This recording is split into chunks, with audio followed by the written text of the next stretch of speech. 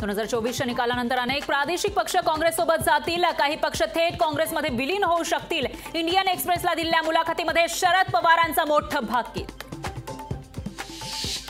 केंद्र सरकार आल्यास लोकसभेच्या गरम तव्यावर लगेच विधानसभेची पोळी भाजून घ्यावी लागेल.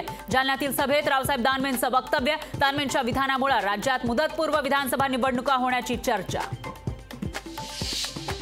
विशाल पाटलांवर कारवाई न केल्यानं शिवसेना उद्धव बाळासाहेब ठाकरे पक्षाचं टेन्शन वाढलं. विशाल पाटलांच्या बंडखोरीचा फटका चंद्रहार पाटलांना बसण्याची शक्यता.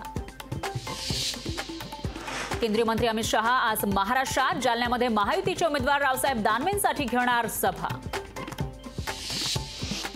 शरद पवार आज अहमदनगर दौऱ्यावर. श्रीगोंद्यामध्ये निलेश लंकेंसाठी प्रचार सभा.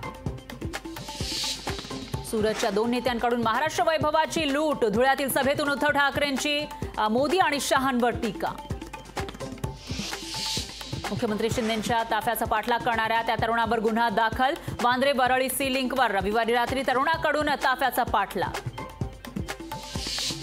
पुणे जिल्हा बँकेच्या व्यवस्थापकाविरोधात गुन्हा दाखल. वेल्ह्यातील शाखा रात्री उशिरापर्यंत सुरू ठेवल्यानं कारवाई. पाणी कपातीचं संकट तुर्तास टळलं. मुंबई महानगरपालिकेकडून पाणी पुरवठ्याचं नियोजन. 31 जुलैपर्यंत पुरेल इतका पाणीसाठा शिल्लक.